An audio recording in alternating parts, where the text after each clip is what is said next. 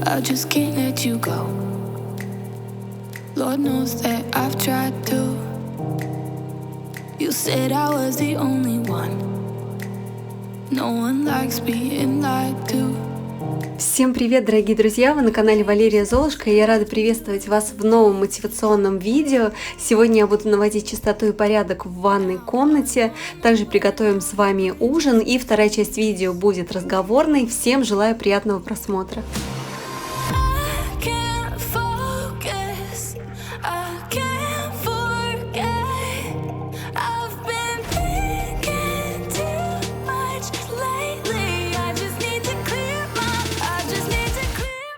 Как обычно, в начале видео я показываю вам, как все выглядит до уборки. Я еще после нашего отпуска не убирала ванную комнату. Дело в том, что мы с детьми практически месяц были в другом городе у моих родителей. И, конечно, здесь сейчас все очень сильно запущено. Краны очень грязные, очень много накопилось известкового налета. Ванну нужно хорошенько почистить. Так что сегодня всем этим буду заниматься. И начинаю я с того, что собираю все с раковины, чтобы ее освободить. Собираю все в тазик, так гораздо удобнее делать, собрать в какую-то емкость, чем переставлять все по одному предмету. У нас, конечно, на раковине много всего стоит, но дело в том, что мне не очень нравится, когда возле зеркала висят какие-то полки, шкафчики. Мне над раковиной также не нравится, поэтому у нас так. Чистить раковину и ванну я буду пемолюксом, в принципе он нормально справляется, и все работы, связанные с водой, я выполняю в перчатках. Эти перчатки у меня из IKEA, они достаточно прочные, но у них есть большой минус, они очень плохо снимаются, потому что там внутри нет никакого напыления, особенно если руки вспотели, то снять их очень тяжело. И также, как обычно, мне помогает моя щеточка из IKEA, ей очень удобно чистить, она может добраться до всех труднодоступных мест, например, хорошо почистить основание у крана и также почистить место, где сток у раковины.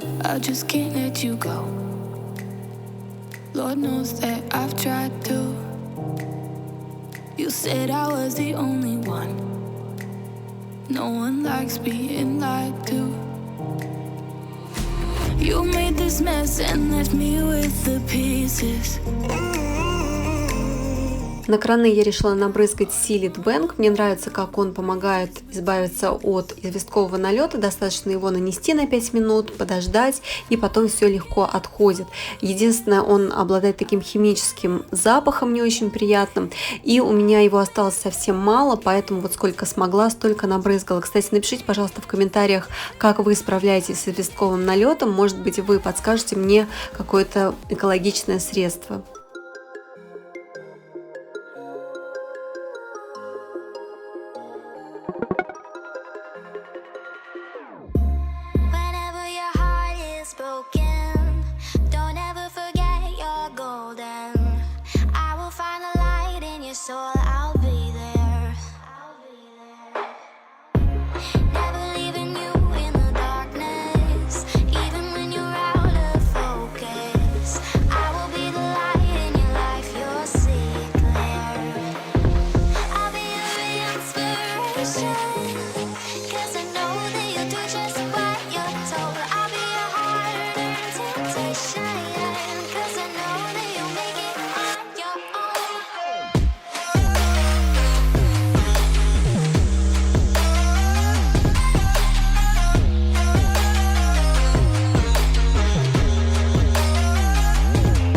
Зеркало я сегодня протираю просто влажной тряпочкой, без всяких средств, и потом прохожусь сухой микрофибровой тряпочкой, и никаких разводов не остается. Кстати, ребят, у нас буквально вчера отключили горячую воду на 2 недели. Ну, это обычно делают каждое лето в целях профилактики. И дело в том, что у нас нет водонагревателя. Когда мы 4 года назад делали ремонт в ванной комнате, в туалете, мы думали, вешать водонагреватель, не вешать, и все-таки решили этого не делать. Дело в том, что в туалете у нас мало свободного места, а водонагреватель он все-таки будет занимать пространство. Где-то повесить между труб тоже был не вариант, потому что там все очень тесно, поэтому мы без водонагревателя справляемся сейчас с тазиками, кастрюльками. Это, конечно, такой неприятный момент, но ничего, можно потерпеть. Хорошо, что сейчас жарко и на улице, и в квартире, так что можно все пережить. Каждый раз, когда я убираю ванную комнату, я обязательно промываю все зубные щетки, потому что что там также скапливается много известкового налета, какие-то потеки от зубной пасты. Вообще, конечно, в идеале это нужно делать после каждой чистки зубов, но дети этого не делают.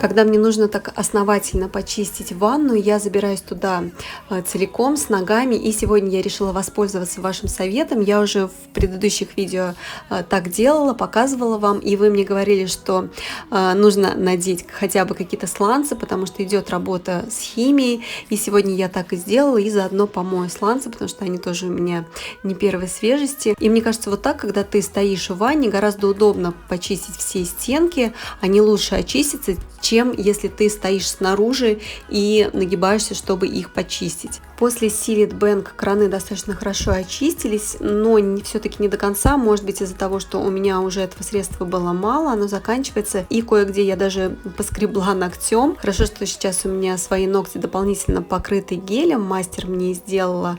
И они такие достаточно прочные. Я не боюсь, что они сломаются. Но, конечно, если бы у меня ногти были без покрытия, я бы этого не делала. А вообще, конечно, женские ногти — это такое отличное подручное средство во время уборки. Протираю плитку влажной тряпочкой. Знаете, у меня плитка не сильно загрязнена, а все потому, что у меня есть такая хорошая привычка. После каждого принятия душа я протираю плитку хорошо выжатой тряпочкой, и поэтому она, можно сказать, у меня чистая. Когда я провожу основательную уборку, мне достаточно также ее просто протереть. И полы в ванной комнате я сегодня решила помыть также под машинкой стиральной, за машинкой. Дело в том, что у меня здесь еще есть кое-какие потеки. У нас машинка текла, муж ее ремонтировал, поэтому я все сегодня основательно здесь помою. Вообще периодически нужно так делать, потому что все равно за машинкой скапливается много пыли, какого-то мусора. Кстати, напишите, пожалуйста, в комментариях, как часто вы моете полы за машинкой. Каждый раз, когда моете полы во всей квартире, или все-таки делаете это реже. Полы я сегодня мою простой водой, без добавления каких-то средств, хотя периодически я добавляю средства белизна гель.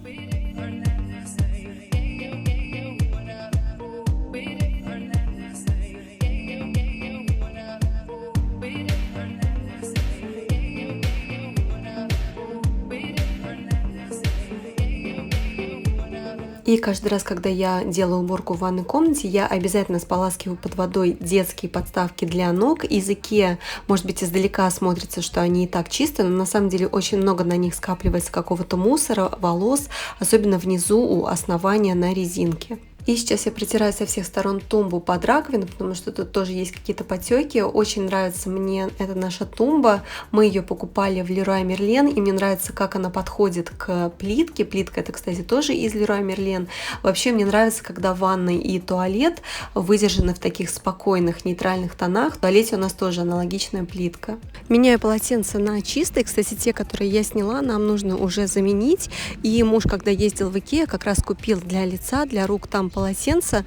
Покупки из IKEA покажу вам, скорее всего, уже в следующем видео. Ну что, ребят, моя уборка в ванной комнате закончена. Я надеюсь, что мне удалось замотивировать и вас. Кое-где, конечно, остался у меня известковый налет, но я думаю, что нужно несколько раз почистить, чтобы окончательно его убрать. Но в целом я уборкой довольна.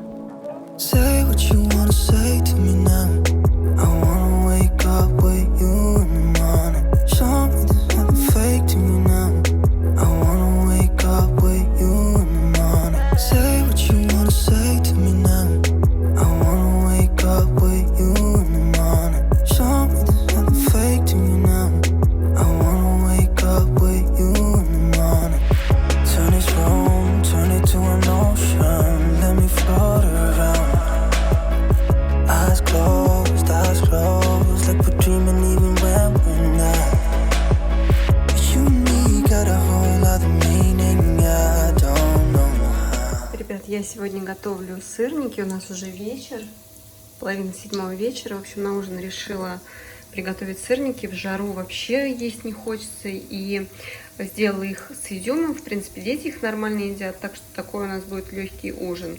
Хочу вам показать, так давайте сейчас переверну. Они уже немножко подрумянились. У меня есть не одно видео, где я показываю подробный рецепт, как я их готовлю. Сейчас вам быстренько еще раз покажу, кому интересно. Так, ладно, давайте покажу вам, потом остальные переверну. Я готовлю из вот такого творога. В принципе, можно брать любой мягкий творог в брикетах. Я люблю обезжиренный, но муж у меня вот купил в этот раз 9%, поэтому взяла его. Я добавляю рисовую муку. На обычной пшеничной муке мне не нравится. Мне кажется, что на рисовой муке они получаются такие более легкие, более воздушные и, соответственно, менее калорийные. Сахар беру я тростниковый, коричневый, и добавляю манки. Я где-нибудь сбоку оставлю подробный рецепт, подробные пропорции. Получается вот такая смесь. Я еще кладу изюм. У меня особенно Лёва, старший сын, любит с изюмом. И потом формирую вот тоже в рисовой муке, обваливаю, формирую такие небольшие сырнички и отправляю на сковородке. Жарю я на обычном подсолнечном масле. Пробовала жарить на кокосовом масле.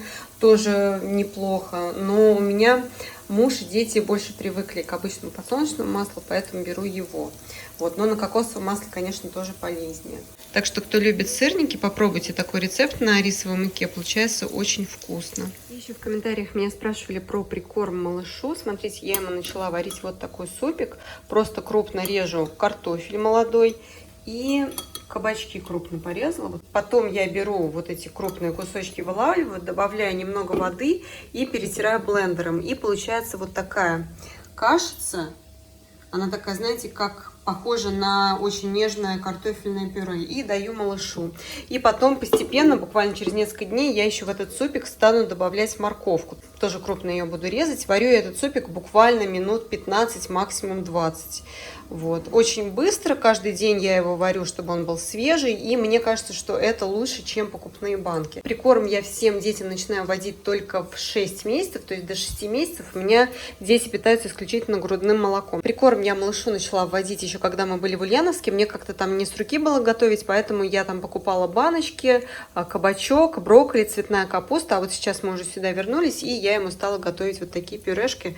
Мне кажется, что все-таки лучше пусть будет домашняя еда, чем крупные баночки. Ребят, хочу показать вам, что еще пришло ко мне в посылке. Пока мы были в отпуске, ко мне пришли вот такие парфюмы от компании Pide Paris. Эта компания занимается производством аналоговой парфюмерии, то есть изготавливает парфюмы, которые на 99% похожи на брендовые, но вот в таких флаконах, либо в пластике, либо в стекле. Сейчас вместе с вами откроем, посмотрим. Вот этот флакончик в стекле. Сейчас вместе с вами буду эти ароматы пробовать. По возможности постараюсь вам их описать. Расскажу, что я выбрала. И качество этих парфюмов можно смело назвать французским, так как все ингредиенты для парфюмов закупаются во Франции. Производство легально. В посылочке также был приложен вот такой сертификат, который подтверждает, что производство легально. Давайте расскажу вам, какие ароматы я выбрала. Вообще мой самый-самый любимый аромат на все времена. Я могу пробовать какие-то другие, но потом в итоге все равно я к нему возвращаюсь. Это J'adore от Christian Dior. Именно парфюмерная вода, потому что там есть еще туалетная вода. Там есть много разновидностей, там J'adore Absolute, еще какие-то, но вот мне нравится именно классический J'adore парфюмерная вода. Вот так выглядит оригинальный флакон, он у меня есть, но тем не менее я все равно у компании Pide Paris решила его заказать. И, честно говоря, знаете, у меня было какое-то сомнение, и мне захотелось сравнить именно с оригинальным ароматом. И давайте сейчас вместе с вами как раз это и сделаем. Так, у меня здесь уже как бы флакончик открыт, я уже им неоднократно пользовалась, хотя он у меня почти целый. Божественный запах просто. Вот он, знаете, он... Я бы не сказала, что он свежий, но он и не сладкий. Я обязательно в видео где-то сбоку напишу, какие там основные ноты, какой шлейф. И у Pide Paris я в стекле заказала именно J'adore. Давайте я сейчас нанесу его на руку.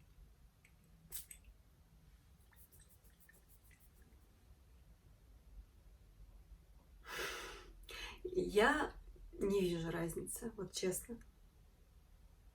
Абсолютно оригинальный аромат. Кто вообще не знает этот аромат J'adore от Christian Dior, вы можете сходить куда-то в любой парфюмерный магазин, попробовать этот аромат. И следующие два аромата уже в пластике, которые я заказала тоже. Давайте сейчас вместе с вами их попробуем. Первый аромат от Lanvin называется Eclat de Perche. Я где-нибудь тоже сбоку вставлю картинку, как он выглядит в оригинале. И давайте вместе с вами тоже его понюхаем, попробуем. Так, я, наверное, нанесу на другую руку, чтобы они не перемешались. Сразу говорят, не стоит нюхать, да, какое-то время должен аромат немножко раскрыться. Пока аромат раскрывается, я вам расскажу, что я на самом деле не люблю очень приторные сладкие запахи, но в то же время мне не нравятся совсем свежие ароматы, потому что я знаю, что многие люди любят такие, вы знаете, ароматы, когда есть ощущение свежести, как будто бы ты только что вышел из душа, такие совсем свеженькие ароматы. Мне вот нравится что-то такое более интересное. И вот как раз вот этот аромат Эклет, он не сладкий, он свежий, но он какой-то такой манящий. Я бы так описала этот аромат. Кстати, ребят, перед тем, как выбрать эти ароматы, я их заказывала не вслепую, я сходила в магазин, там понюхала, выбрала, и потом я уже их заказывала. И сейчас давайте попробуем второй аромат. Этот аромат от Хлоя. Он так и называется Хлоя Eau de Parfum. Это парфюмерная вода. Давайте я, наверное, на другую руку несу куда-нибудь сюда. Сейчас он немножко раскроется, подожду. Очень интересный аромат. Он не сладкий, но в то же время он и не свежий. Если у вас будет возможность где-то его попробовать, обязательно попробуйте. Бесподобный аромат. Мне кажется, я, наверное, Жадор немножко сейчас отложу, и вот летом буду пользоваться как раз либо этим ароматом, либо от Лангина. Они мне оба очень нравятся. Ребят, у компании P de Paris заказать аромат можно только на сайте, ссылочку на который я оставлю внизу в описании под видео. Как вообще происходит оформление заказа? Вы выбираете понравившийся парфюм на сайте, оставляете свой номер телефона, затем ждете звонка оператора, который подтверждает ваш заказ, и также оператор может как-то скорректировать ваш заказ, подобрать аромат по вашему вкусу, помочь вам с выбором. Внизу под видео я оставлю ссылки на миниатюры 30 мл, но если вы хотите увеличить объем, то нужно сказать об этом оператору. Так что, ребят, сейчас уже попробовав ароматы, я могу с уверенностью сказать, что они абсолютно не отличаются от оригинальных. Так что, ребят, кто хочет порадовать себя или своих близких брендовым ароматом, при этом не переплачивая за рекламу и маркетинг, переходите по ссылочке, выбирайте, вы экономите на флаконе, но при этом получаете поистине французское качество. Ребят, хотела показать вам, как у меня сейчас все организовано в коридорном шкафу. У меня здесь находятся преимущественно коробки с обувью. Вот эта полка вся ими заставлена. Здесь тоже какое-то количество коробок стоит. Дальше здесь висят чехлы с верхней одеждой. И наверху тоже лежат коробки с обувью. И здесь какие-то коробки от техники, от камеры, от фотоаппарата. И, в общем, в пакетах тоже что-то лежит. Я хотела вообще спросить у вас совет, как можно по-другому организовать обувь. В какие органайзеры можно их сложить. Может быть, вы мне покидаете какие-то ссылочки или напишите, как вообще у вас организовано. Дело в том, что вот эти коробки, они занимают очень много места. Единственное, что мне нравится, что здесь сбоку сразу видно, где какая обувь лежит. Но я понимаю, что если обувь переложить в какие-то другие органайзеры, то освободится много места. И вот здесь вот с верхней полки, так, какой у меня грязный шкаф, надо протирать. В общем, с верхней полки я хочу все освободить, чтобы вот эта обувь тоже переехала куда-то сюда. И вот сюда я хочу сложить те вещи, которые у меня лежали в шкафу в зале. Вот, так что буду очень вам признательна, если вы мне покидаете какие-то варианты, посоветуйте, как можно организовать вот здесь обувь. Напишите, пожалуйста, как храните обувь вы. Ребята, посмотрите, какая у нас сегодня чудесная погода. Просто красота. И походу опять начинается жара. Вот сейчас плюс 26 градусов, сейчас около 12 часов дня, половина 12. Ой, если будет, конечно, жара 35-37 градусов, не хочется такой погоды. Вот пусть остается 25-26. Смотрите, все такое зеленое, зеленое, зеленое. Я тут пью свой любимый сок апельсиновый. Вот этот сок Рич, это мой самый-самый любимый. Единственное, раньше, когда упаковка была еще старая, он был вкуснее, потому что там было мякоти больше. Из всех соков апельсиновый мой самый любимый. Вот. И сколько я пробовала, там и J7, и какие-то другие, Рич нравится больше всего. Друзья, на этом буду с вами прощаться. Надеюсь, вам интересно было смотреть это видео. И спасибо всем, кто досмотрел его до конца. Ставьте пальчик вверх или пальчик вниз, в зависимости от того, понравилось оно вам или нет. До встречи в новых видео. Всем пока!